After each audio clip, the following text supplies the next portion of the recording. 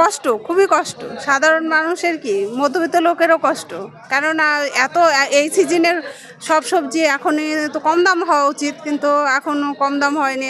যে আমাদের করার কি আছে, আমরা 5-7 টাকা কেজিতে কাজ করি, আমরা ওখান থেকে বেশি কিনে নিচ্ছি। এটা নিয়ে আমরা প্রশাসনের কাছে যাব। বাংলাদেশে আলু রপ্তানি হচ্ছে, ওই জন্য দাম বাড়ছে নাকি। শীতের মৌসুম মানেই নানান ধরনের সবজির ছড়াছড়ি, বাজার ভরে থাকে হরেক রকমের সবজিতে। এই সময় সবজির উৎপাদন যেমন বেশি হয়, দামও থাকে কম। তবে এবার যেন ভিন্ন অন্যবারের তুলনায়। মাছ মাংসের দাম বেশি হওয়ায় নানান স্বাদের সবজির দিকেই নজর থাকে মধ্যবিত্ত বাঙালির, কিন্তু এবার সেদিকেও কপাল মন্দ। উত্তর দিনাজপুর জেলার চাকুলিয়ার বাজারে নানান ধরনের সবজির পসরা থাকলেও দাম নাগালের বাইরে। ফলে সবজির বাজার করতে গিয়ে নাভিশ্বাস অবস্থা সাধারণ মানুষের। পকেট বুঝে বাজার করতে গিয়ে কি নেবে আর কোনটা ছাড়বে তা ভাবতেই আম বাঙালি। নিত্য প্রয়োজনীয় আলু থেকে শীতের ফুলকপি সবেরই দাম ঊর্ধ্বমুখী। পেঁয়াজ রসুন তো সাধারণের ধরা ছোঁয়ার বাইরে। বাজার দর নিয়ন্ত্রণে প্রশাসন কিংবা টাস্ক ফোর্সের নজরদারি চললেও কোনোটাতেই সুরাহা হচ্ছে না। চাকুলিয়া বাজারে আসা ক্রেতারা জানিয়েছেন, যেভাবে জিনিসের দাম বাড়ছে, বাজার করাটাই মুশকিল। নিত্যদিনের সমস্ত আনাজপাতির দামই চড়া। কিভাবে সমস্ত কুলিয়ে বাজার করা যাবে সে ভাবনাতেই দিশাহারা ক্রেতারা। বাজারে এসেছেন? হ্যাঁ, কি কিনলেন? আলু কিনলাম। কত করে? 40 টাকা কেজি। কি মনে হচ্ছে? আগের থেকে মনে হচ্ছে একটু দাম বেড়েছে। আর সেখানে গতকালকে তো যে 30 টাকা করে কেনার মানে তার দাম ধার্য করেছিল মুখ্যমন্ত্রী। হ্যাঁ আজকে 40 টাকা কিনতে হচ্ছে। হ্যাঁ তো চড়া হচ্ছে না দাম? হ্যাঁ, আগের থেকে তো একটু বেশি হচ্ছেই। অনেক সবজির দাম বেড়ে গেছে। হ্যাঁ, বেড়ে গেছে। আগের তুলনায় কিছু কিছু কমেছে, আবার কিছু কিছু জিনিসের দাম বেড়েও গেছে। কি কি দাম বেড়েছে?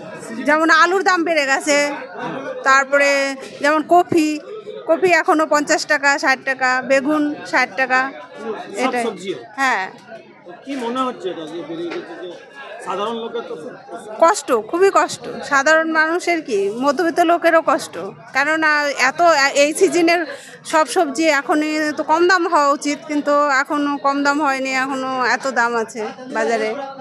পেঁয়াজের দাম, আলুর দাম, আলু 40 টাকা কিলো, আর নতুন আলু 60 টাকা কিলো। দাম কমলে ভালো। হ্যাঁ, সেটা তো সবার পক্ষেই ভালো হয়। অন্যদিকে সবজি ব্যবসায়ীদের দাবি, শীতের মরশুমের শুরুতে সবজির বাজার দর যেভাবে নামতে শুরু করে, এবার সেই প্রবণতা নেই। তারা নিজেরাই চড়া দরে সবজি কিনে আনছেন।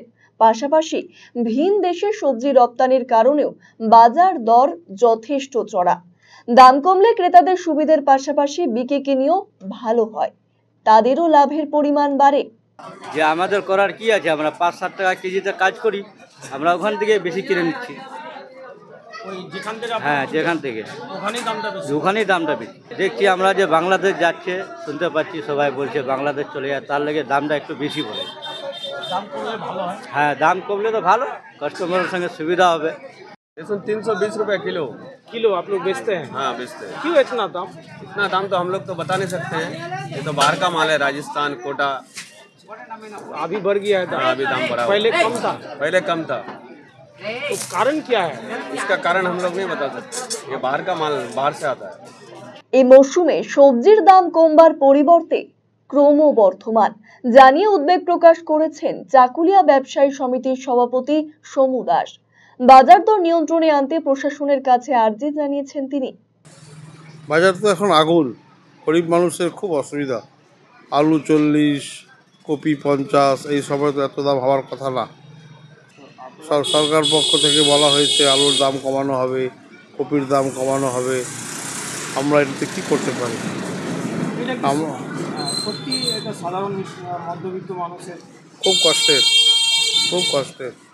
এই সময় কপির সিজন, কপির দাম হওয়া উচিত 20 থেকে 25 টাকা কিলো।